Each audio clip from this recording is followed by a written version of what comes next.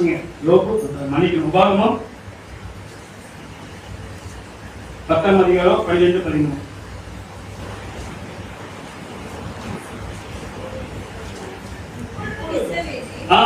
நீ உன் தேவனாகிய கர்த்தருக்கு பயந்து அவர் வழிகளெல்லாம் நடந்து அவரிடத்தில் அன்பு கூர்ந்து உன் முழு இதயத்தோடும் உன் முழு ஆத்துமாவோடும் உன் தேவனாகிய கர்த்தரை சேவித்து நான் இன்று உனக்கு கற்பிக்கிற கர்த்தருடைய கற்பனைகளையும் அவருடைய கட்டளைகளையும் உனக்கு நன்மை உண்டாகும்படி கைக்கொள்ள வேண்டும் என்பதே அல்லாமல் வேற எதை உன் தேவனாகிய கர்த்தர் உன்னிடத்தில் கேட்கிறார். ஆண்டவர் நமக்கு ஒரு காரியத்தை கேட்கிறார். பிரியமான வசனத்துக்கு திரும்புவோம்.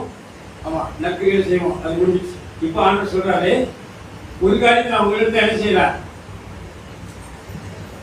சொல்லுங்களா, ஒன்னே ஒண்ணுதான் கேட்கிறேங்கிறாரு. நீங்க எப்படியும் மாம்சத்துல எப்படி வாங்க, நம்முடைய பிள்ளைங்க நமக்கு மனப்பூர்வமா கீழ்படிஞ்சா எப்படி இருக்கும்? ஒரு 24 மணி நேரம் இன்னைக்கு சர்ச்சை முடிஞ்சதுக்கு அப்புறம் ஒரு 9 மணில இருந்து நாளை காலையில் 9 மணி வரைக்கும் எல்லா பெற்றோருக்கும் பிள்ளைங்க, நான் என் பெற்றோருக்கு அப்படி, என் பிள்ளைங்க எனக்கு அப்படி, எல்லா பெற்றோருக்கு பிள்ளைங்க எதுவும் பேசாம இப்படி பெற்றோர் வந்து கெடுதியான காரியத்தை என்ன செய்யப்படுறது இல்லை, செல்லு பார்க்காதுன்னு சொல்றது பிள்ளைகளுக்கு பிரயோஜனம். எல்லா காரியங்களுமே சொன்ன வேலையை உடனே செய்வது பிள்ளைகளுக்கு நல்லது. ஒரு நல்ல காரியங்களை கற்றுக்கொள்வாங்க. 24 மணி நேரத்துக்கு அதுல ஒரு 8 மணி நேரம் தூங்கிடுவோம். கண்டிப்பா 8-9 மணி நேரம், குறைஞ்சது 7 மணி நேரம் 8 மணி நேரம் தூங்கிடும். கொஞ்சம் கவனிங்க, உங்க புரிவதற்காக நான் சொல்றேன். 24 மணி நேரம் என்ன வேலை சொல்லணும் தெரியுமா? காப்பி போடுங்க, சரிம்மா இப்பதான் வந்திருக்கேன் காலேஜ் முடிச்சுட்டு அப்படின்னு நினைச்ச கூடாது. நீங்களா முறைச்சுதான் பாக்குறீங்க, புதுசு புதுசா இவர் வந்து என்ன செஞ்சுட்டாரு, எதையாகிடும் உங்க ஆவிக்குரிய வாழ்க்கைக்கு நீங்க யோசிச்சு பாருங்க. ஆண்டவர் இப்ப சொல்றாரு, நீ உன் தேவனாகிய கர்த்தருக்கு பயந்து, இஸ்ரவேலே நீ உன் தேவனாகிய கர்த்தருக்கு பயந்து அவர் வழிகளில் எல்லாம் நடந்து அவரிடத்தில் நல்ல கவனிங்க, அன்பு கூர்ந்து. அதான் உங்களுக்கு சொல்றேன். எப்பா இந்த மளிகை போய் வாங்கிட்டு பசங்களை சொன்னா இவருக்கு அப்பா அம்மா வராது இருக்கலாம். நீங்க பெற்றோருக்கு பிள்ளைகளா இருந்தா இந்த வார்த்தையை கேட்டதுக்கு அப்புறம் நீங்க செய்யணும். இன்னைக்கு நம்ம செய்தியில கேட்டோம், ஒரு 24 மணி நேரம் நீங்க செய்றீங்களா? நீங்க யோசிச்சு பாருங்க, நீங்க தியானிச்சு பாருங்க, நீங்க நினைச்சு பாருங்க. 24 மணி நேரம் ரொம்ப வேண்டாம். அதுக்கப்புறம் நீங்க அடுத்த 24 மணி எடுங்க, அதுக்கப்புறம் 1 வாரம் எடுங்க. நீங்க ட்ரை பண்ணி பாருங்க. நீங்க இப்ப செஞ்சீங்கன்னா நீங்க வாழ்க்கையில இருக்கலாம். உங்களுக்கு பிள்ளைகள் நாளைக்கு என்ன செய்யும், பிறக்கும். அந்த பிள்ளைகள் வளரும். அன்னைக்கு நீங்க சொல்லணும் போது அந்த பிள்ளைங்க அன்பு கூர்ந்து கேட்கும். இது பார்க்கலாம், இது ட்ரூத், இது சத்தியம். பிரியமானவர்களே, எங்க ஊர்ல ஒரு பழமொழி சொல்லுவாங்க, விறகு அடிச்ச கம்பு விறகு மேலதான் வரும், காவோடைய பார்த்து குறுக்கோட சிரிக்குமா. பனைமரத்துல தென்னை மரத்தெல்லாம் மரம் வந்த ஓலை இருக்கு இல்லையா, காஞ்சி போன ஓலை இருக்கு இல்லையா, அதை பார்த்து குறுக்கோட என்ன செய்யுமா, நான் அப்படி பச்சை பசேர்னு செழிப்பா அழகா எல்லாரும் விரும்பத்தக்க ரூபத்துல இருக்கிறேன். நல்லது. இந்த காவோல நேற்று அப்படிதான் இருந்துச்சு, இன்னைக்கு அதே காவோலையா மாற்றி காஞ்ச சருகாய் மாறிட்டு. நாளைக்கு மோசம் போகாதீர்கள், தேவன் தம்மை பரியாசம் பண்ணப்பட்டார். அழகா சொல்லியிருக்காரு, நீதிமான் சொல்லல, பரிசுத்தமான் சொல்லல. நான் ஒவ்வொரு வசனத்தையும் அப்படியே பார்ப்பேன். மனுஷன் எதை விதைக்கிறானோ, நீ இப்ப நன்மைய நீதிய நீ யோசிச்சு பாருங்க. ஆண்டு கேட்கலாம், ஒன்னே ஒண்ணுல கேட்கிறப்பா, அன்பு கூர்ந்து முழு இதயத்தோடு, முழு ஆத்மாவோடு, முழு பலத்தோடு, முழு மனத்தோடு நீ எனக்கு என்ன செஞ்சு கீழ்ப்படிஞ்சா அது உனக்கு நன்மைங்கிறாரு. அந்த வசனத்தை அப்படி நீ கீழ்ப்படிஞ்சிட்டா அதே உங்களுக்கு நன்மை உண்டாக்குகிறீர்கள் என்று அர்த்தம். புரியமானவர்களே, நன்மை உண்டாக்கணும்னா நான் எனக்கு தேவையான நன்மையை நான் சம்பாதிக்கிறேன், நான் சம்பாதிக்கிறேன் என்று அர்த்தம். எப்படி? அன்பு கூர்ந்து கீழ்ப்படுறதுனால. எத்தனை பேருக்கு புரியுது? நான் திரும்ப வாசிக்க வந்த வசனத்தை, கர்த்தருக்கு பயந்து அவர் வழிகள் எல்லாம் நடந்து அவரிடத்தில் அன்பு கூர்ந்து உன் முழு இருதயத்தோடும் உன் முழு ஆத்மாவோடும் உன் தேவனாகிய கர்த்தரை சேவித்து நான் இன்று உனக்கு கற்பிக்கிற கர்த்தருடைய கற்பனைகளையும் அவருடைய கட்டளைகளையும் சொன்ன நமக்கு நன்மை, அது ஒவ்வொருவருக்கும் நன்மை. பிரியமானவர்களே, நன்மை உண்டாகும்படி நீங்க சம்பாதிக்கிறீர்கள் என்று அர்த்தம். கீழ்ப்படினார். அன்பு கூர்ந்து கீழ்ப்படினார். பிள்ளைகளே, வாலிபர்களே, அல்லது பெரியவர்களே, உங்களுக்கு பெற்றோர் இருப்பார்கள். ஆனால் நீங்க அன்பு கூர்ந்து கீழ்ப்படிங்க. நீங்க ஒரு நன்மையை உண்டாக்குறீங்க. என்ன, உங்க பிள்ளை உங்களுக்கு கீழ்ப்படிவதற்கான ஒரு சூழலை இப்பவுமே நீங்க என்ன செய்றீங்க? தயார்படுத்துறீங்க. வேதம் சத்தியமான நீ கீழ்ப்படி பாருங்களா. நம்முடைய அறிவுக்கு என்ன செய்யறது ஒத்து வராது. எப்படி எதிர்த்து பேசியே பழகிட்டாங்க பிள்ளைங்க. ஒரு வேலை சொன்னா நம்ம ஒரு தடவை சொல்லுவோம், பிள்ளைங்களுக்கு 3 வார்த்தை செய்வாங்க குறைஞ்சது. எப்ப பாரு என்னதான்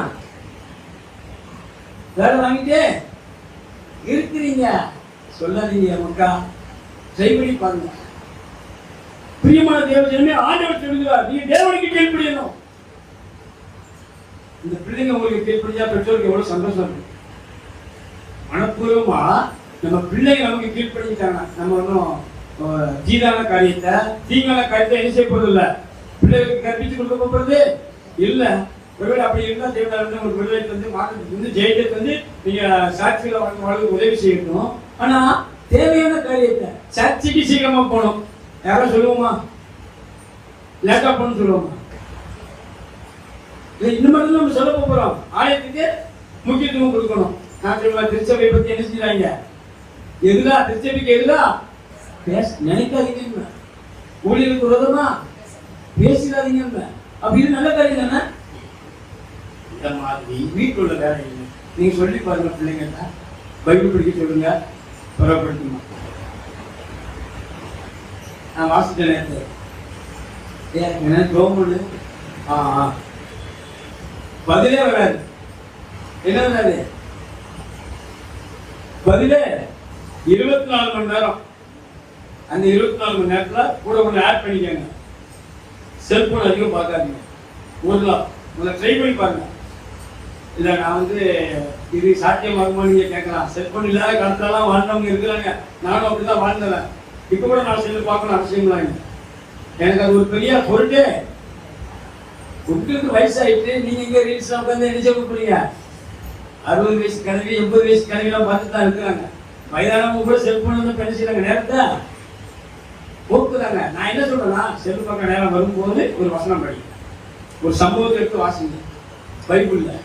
ஆமா, உங்களுக்கு நல்ல பிடித்தமான ஒரு வேத பகுதி எடுத்து என்ன செய்யுங்க? வாசித்து பாருங்க. நல்ல உங்களுக்கு பிடித்தமான ஒரு பாடல் எடுத்து மனப்பாடம் பண்ணி பாருங்க. ஆமா, எனக்கு ஒரு நிறைய படிக்கிறது தெரியும். அதுல இங்க வருவாங்க சாண்டி பென்சி. ஆமா, பைபிள் திறந்து வச்சு படிக்கணும், செய்தி கொடுக்கணுங்கிற அவசியம் அவருக்கு என்ன செய்யாது கிடையாது. அவருக்கு கற்றுக் கொடுத்தவர் ஒருத்தர் உண்டு, ஜான் பால் ஐயா. அவரும் அப்படிதான் பைபிளே ஓரமா வச்சிருவாங்க. எதை குறித்து நீங்க பேச சொன்னாலும் அப்படியே சரளமா என்ன செய்வாங்க? பேசுவாங்க. எனக்கு கற்றுக் கொடுத்தவர் இருக்கிறாரு தூத்துக்குள்ள. என்னுடைய வாலிப நாட்டில் நான் அவரை பார்த்தேன். என்னோட 91வது வயது, 91வது வருஷம். அப்ப எனக்கு ஒரு 11 வயசு தான் இருக்கணும்னு நினைக்கிறேன். 78 12 வயசு அப்படின்னு.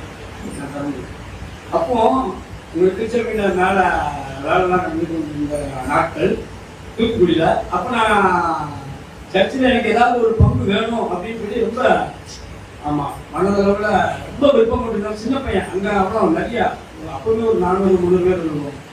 ஒரு ஆராதனை நல்லா நிறைய பேர் கூட்டம் வருவாங்க. நம்மளோட வயது முதிர்ந்தவங்களா இருப்பாங்க. நமக்கு அங்க பங்களிப்பு என்ன செய்யாது. ஆமா, வாய்ப்பெல்லாம் கிடைக்காது. நமக்கு மேல பெரிய பெரிய என்ன சொல்றது ஆலயத்துக்காக செய்யக்கூடிய நபர்கள் உண்டு. அப்ப நான் விரும்புறேன், ஆண்டவரே சர்ச்சில் நான் பாட்டு பாடுறதுக்கு இல்லை, கீபோர்டு வாசிக்கிறதுக்கு இல்லை, சங்கீதம் எழுக்கிறதுக்கு இல்லை, வேற ஏதாவது வேலை இல்லை, செய்தி கொடுத்தா இவரை மாதிரி ஆப்பிரியமானவர்களே. அவருக்கு பேர் ஞான ஜோதி. இன்னும் இவ்வளவுதான் இருக்கிறாரு. அவருக்கு ஞான ஜோதி கிடையாது, ஞானத்தில் ஜோதி. ஆமா, பைபிளை பத்தி பைபிளாவது மகா பைபிள் சைட் அங்கங்க எழுதிருக்கும். அவருடைய பைபிள்ல ஒரு இடத்துல கூட என்ன செய்யாது, ஒரு இடத்துல கூட ஒரு கோடு போட்டுக்க மாட்டார். இது 10 வருஷம் அங்க இருக்குன்னு எழுதியிருக்க. வேதம் மனம் முடிச்சு அவர் இரவு முகம் அந்த வேதத்தை தியானமே இல்லை. எனக்கு பைபிள்னா உயிருங்க அப்படி எத்தனை பேர் சொல்ல முடியும்? சொல்லுற காலம் வரணும். அப்படிதான் நீங்க உங்க பிள்ளைங்கிட்ட சொல்ல முடியும். இப்ப நான் சொல்லுவேன், என் பையன் என் பொண்ணு கேட்டுக்குள்ள போனதே நான் கூட ஒரு பத்தி தவிர்க்க முடியாத சூழ்நிலையில ஒரு கேட்டுக்குள்ள போய் எழுதி படம் பொண்ணு என் வாழ்நாள் 50 வருஷம். ஆனா என் பிள்ளைங்க என்ன செஞ்சதில்லை. நீங்க ஒரு சாட்சி தானே, சொல்ல முடியுது இல்லை. நீங்க ஒரு நாள் 24 மணி நேரம் எங்க அம்மா அப்பாவுக்கு கீழ்படிய போற இன்னைக்கு செய்தி இல்லை. ஒரு ஆலோசனையா எடுத்துக்கீங்க. ஆமா, ஒரு நாள் ட்ரை பண்ணுங்க, அது 2 நாள் ட்ரை பண்ணுங்க, அது 1 வாரம் ட்ரை பண்ணுங்க. அப்புறம் உங்களுக்கு அது அபியாசமாயிரும், அது உங்களுக்கு பழக்கமாயிரும். பிரியமானவங்க, எதிர் பேசாம நீங்க என்ன செஞ்சிருவீங்க, கீழ்படுவீங்க. இதை பார்க்கக்கூடிய பெற்றோர் தேவனுக்கு கீழ்படுவாங்க. ஆண்டவர் சொல்றாரு, என்ன நம்பு. சங்கீதம் 97:10 வாசிங்க.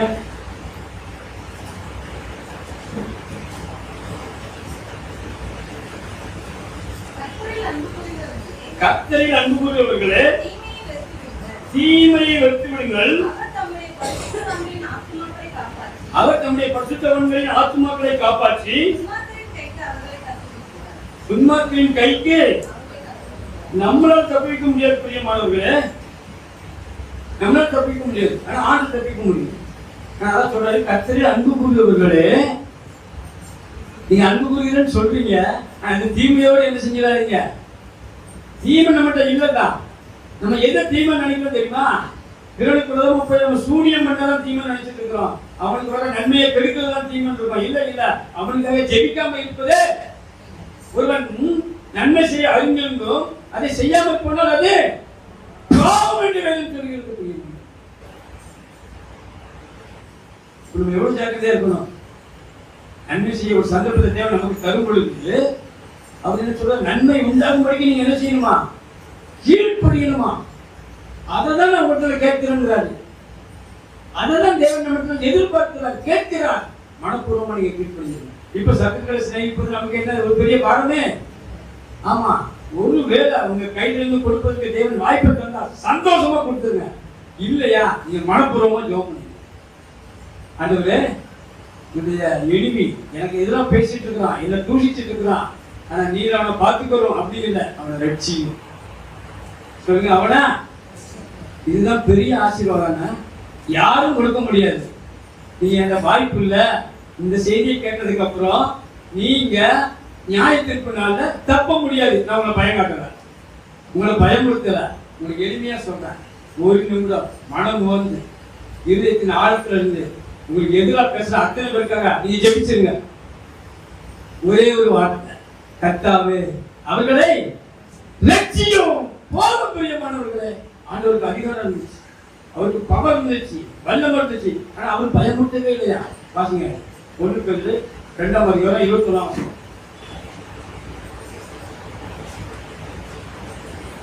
இதற்காக நீங்கள் அழைக்கப்பட்டீர்கள்.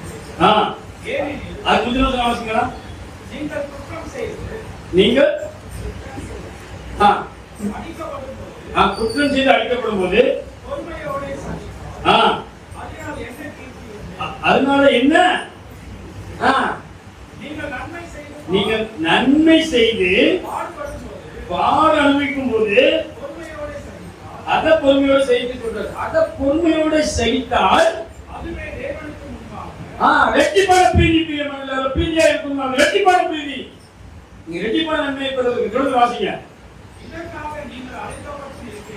சொல்றாரு, எப்ப நீங்க இருக்கிறத என்ன செய்யிருக்கீங்க, நீங்க பயப்படாதீங்க. நீங்க நன்மை செஞ்சு பாடம் அனுபவிக்கணும் பரவாயில்ல, அனுபவிச்சாலும் பிரச்சனை இல்லை, அது உங்களுக்கு சேதப்படுத்தக்கூடாது. ஏனெனில் அவர் சொல்றாரு, நான் பாவியா இருக்கையில எனக்காக அவர் என்ன செஞ்சாரா, நான் துன்மார்க்க ஜீவியம், அவர் சிலுவையில் அறையப்பட்டு மரித்து ரத்தம் செஞ்சு உயிர்த்திருந்தார் தெரிஞ்சதுக்கு அப்புறமும் நான் என்ன செஞ்சிருக்கிறேன், துணிகரமாய் பாவம் செஞ்சிருக்கிறேன். அப்ப கூட அவர் என்னை அழிக்கல. பிரியமானவர்களே, நம்ம அழிக்கல. நம்ம எத்தனை முறை கோவப்பட்டிருப்போம், எத்தனை முறை விழுந்திருப்போம், எத்தனை முறை தேவனுக்கு பிரியமில்லாத காரியங்களை செய்திருப்போம். அவர் மரித்தார், உயிர்த்தார் தெரிந்த பின்பு செஞ்சிருக்கிறோம்.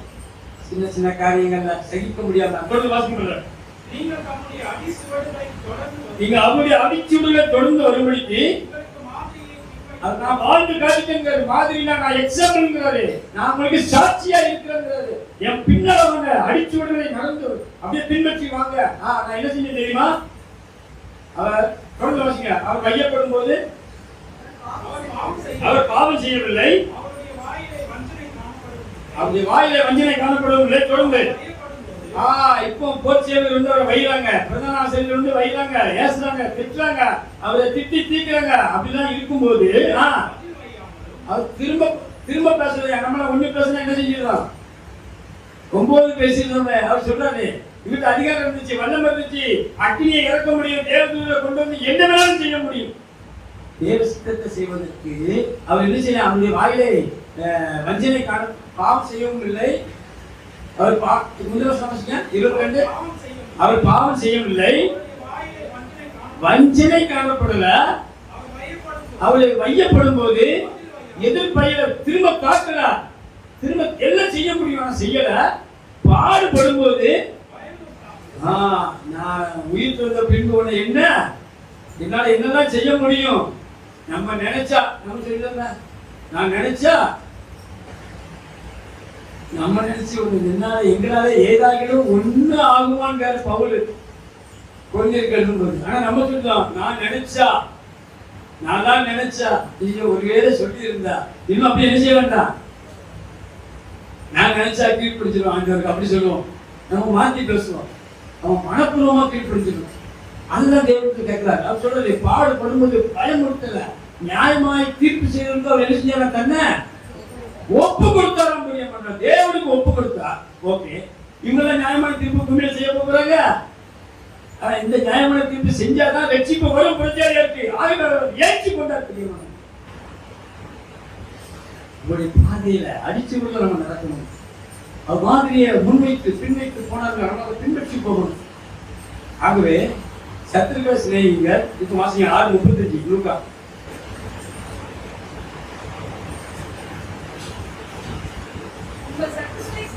சிநேகியுங்கள், நன்மை செய்யுங்கள், கடன் கொடுங்கள். இப்ப சொல்ற உங்க பலன் ஆசீர்வாதத்துடைய ஊற்றுக்கள் இப்படி திறக்க போறீங்க. உங்க பலன் மிகுதியா இருக்கணுமா? ஆசீர்வாதத்தை ஜெபம் பண்ணுங்க. நன்மை செய்ய தேவன் வாய்ப்பு தந்தா மனப்பூர்வமா செஞ்சுங்க. ரட்சிப்புக்காக ஜெபம் பண்ணுங்க. யாரா இருந்து போட்டோம், மனம் திரும்ப போறான், அதை பற்றி உங்களுக்கு கவலை இல்லை. உங்களுக்கு பலன் மிகுதியா இருக்க வேண்டுமானா நீங்க செய்யணும். வாசிங்க. நல்ல வாக்கியம் உள்ளவா? உன்னதமானுடைய பிள்ளைகள் நீங்கள் என்ன படிப்பீர்கள்? நீங்க சொல்ல வேண்டாம், புரட்சியிலே சொல்லுவாங்க, இவனோட ஆண்டவர் இருக்கிறார், இவன் தேவ மனுஷன், இவன் தேவ பிள்ளை என்று உங்களை பார்க்கிற அத்தனை பேர் சொல்வார்கள். அது ஏசாயா 61 வாசிக்கணும். வாசிங்க. அவர் நன்றி இல்லாதவர்களுக்கும் துரோகிக்கும் நன்மை செய்கிறாராம். பிரியமானவர்களே, நன்றி இல்லாதவர்களுக்கும் தெரியும் இவன் துரோகி, ஆனா ஆண்டவர் செஞ்சார். நீங்களும் செய்ய முடியும். நீங்க நண்பனோட பணம் காசு நினைச்சிடாதீங்க, அதெல்லாம் ஒண்ணு இல்ல. ரோட்ல விழுந்து கிடக்காம இருக்கான், உண்மையிலே அவன் பல பேருக்கு துரோகியா இருப்பான், நமக்கு அவனை தெரியாது. ரோட்ல போகும்போது அடிப்பட்டு என்ன செய்யறான் சொல்லுங்களா? நமக்கு அவனுக்கு தெரியாது, ஆனா அவன் பல பேருக்கு உண்மையிலே துரோகியா கூட இருக்கலாம். நம்ம போய் அவனுக்கு என்ன செஞ்சிருக்கோம்? தண்ணி கொடுக்கணும். நம்ம புது கட்சி வச்சிருந்தா ரத்தம் விட்டு கையில பெரியவர் 10 நாளைக்கு முன்னாடி மதுரை கொடுத்தா புது கட்சி கட்டினாதான் என்ன செய்யும்? வண்டியில பார்த்தா ஒரு துணியே இல்ல. 10 ரூபாயோ 7 ரூபாயும் கட்சிக்குள்ள 40 ரூபா இருக்கும். எடுக்கணும் புதுசு. அவர் உண்மையிலே நல்லவரா கெட்டவரா எனக்கு என்ன செய்யாது? அவர் ஒருவேளை சிலருக்கு என்ன செஞ்சிருக்கலாம்? துரோகமே நன்றி இல்லாமலே இருந்திருக்கலாம். இப்படி ஒரு தெரியாத ஒரு மனுஷனுக்கே நம்ம என்ன செஞ்சிருந்தோம்? எவ்வளவு நல்ல ஆண்டவர் தெரியுமா? நமக்கு புரிய வைக்கிறாரு, நமக்கு கற்றுக் கொடுக்கிறாரு. ஏப்பா நீ சொல்ல முடியும், யாரோ மட்டும் நீங்க என்ன செஞ்சிருக்க? கற்றுக்கு கொடுத்துருல, தண்ணி கொடுக்கல, தூக்கி கொடுக்கல, உதவி செஞ்சிருக்க. எனக்கு கீழ் படிச்சிட மாட்டியா? நீ சொல்ல முடியும். ரொம்ப எளிமையா சொல்லி தராரு. நீ என்ன செஞ்சிருக்க? மானமும் உண்டு. என்ன ஒரு வேட்டில இருந்து தள்ளினாங்க. தள்ளும்போது நான் வருத்தப்படல, மனசுக்குள்ள கொஞ்சம் வருத்தம் இருந்தா பெருசா அது என்ன பாதிக்கவே இல்லை. நான் ஜோம் பண்ண ஆசீர்வதிச்சு, நான் அது விடுதலை ஆயிடுச்சு. அப்பவுமே தள்ளும் போது, நம்மளை நியாயம் தீர்க்கும் போது, நம்மளை ஒதுக்கும் போது, பிரியமான தேவஜனமே கர்த்தர் உங்களோடு கூட இருக்கிறார். இதை புரட்சியா சொல்லுவாங்க. பூமி தன்னுடைய விதையை முளைப்பிப்பது போல தேவன் உங்களுக்கு நீதியும் துணியும் முளைக்க பண்ணுவார். அது அவரோட வேலை. இந்த மிகுந்த பலனை சம்பாதிப்பதற்கு தேவன் எளிய வாய்ப்பை சொல்லுவார்.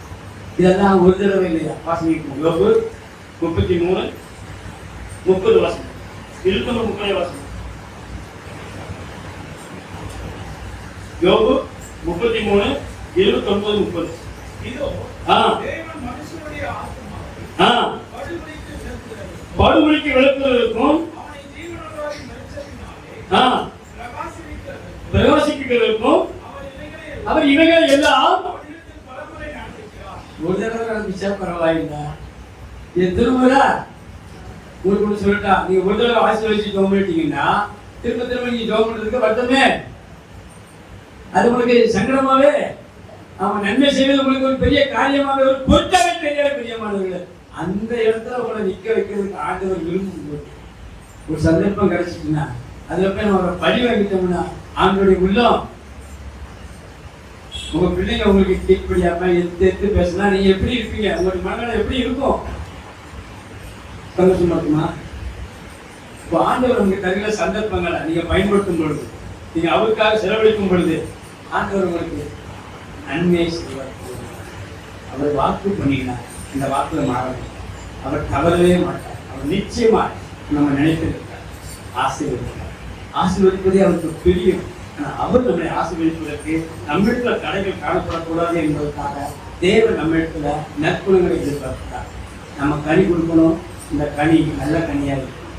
அது எப்பயுமே தேவனுக்கு விரோதமான அல்லது நல்ல கனி போடாத ஒரு மரமாக நம்ம என்ன செய்யக்கூடாது. நம்ம வேதம் சொல்றது நல்ல மரம் நல்ல கனியை தான் கொடுக்கும். ஒருவேளை நம்மளுக்கு சின்ன சின்ன காரியங்கள் தலைவலிகள் காணப்படலாம். அதனால ஆண்டவர் அவைகளெல்லாம் சுத்தம் பண்ணி சீர்படுத்தி நம்ம நல்ல கனி கொடுக்கிற மரமாக நம்மை மாற்றி நம்ம நற்கனியை மாற்றம் கொடுப்பதற்கு தேவன் நம்மை உருவாக்க தேவன் சித்தம் கொள்ளும் பொழுது நம்ம ஒப்பு கொடுப்போம். தேவன் நமக்கு வைத்திருக்கிற ஆசீர்வாதத்தை நம்ம சுதந்திரிப்போம். தேவன் நம்ம இந்த பூமியில் உள்ள சகல ஜனங்கள் வாசகங்களா 3 செப்பனியா 3:19, 3:20 வாசகம் முடிச்சிருக்கோம்.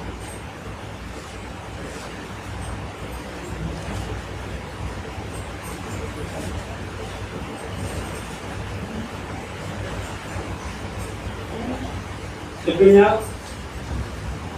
இல்லையா?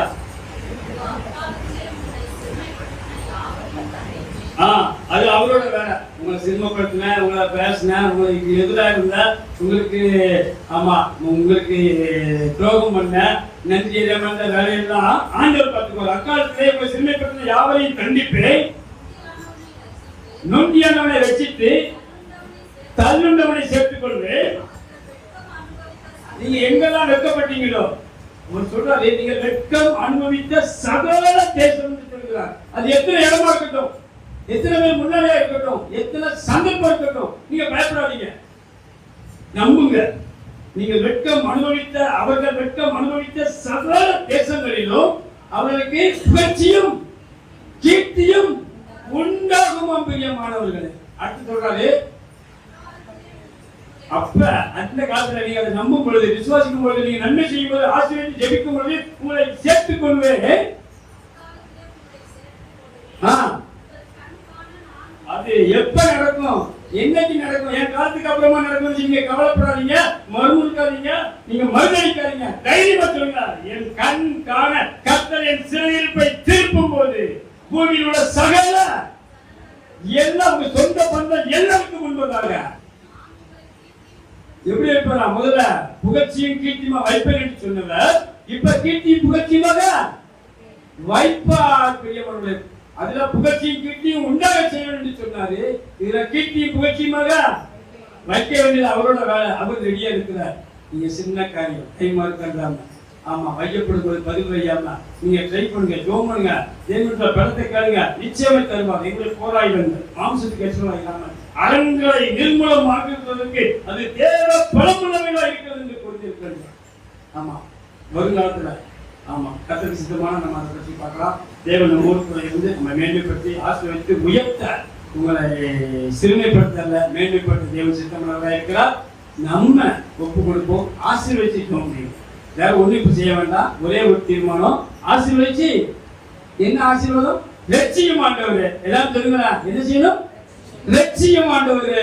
எங்களுக்கு எதிராக பேசுற, எங்களுக்கு எதிராக இருக்கிற எல்லாரையும் நீ லட்சியம் என்று சொல்லி தேவனிடத்துல நம்ம ஒப்பு கொடுப்போம். தேவன் நமக்கு கிருபையை தந்து வழிநடத்துவார். தேவன் கொடுத்த வார்த்தைக்கு தேவனை சோதரிக்கலாம்.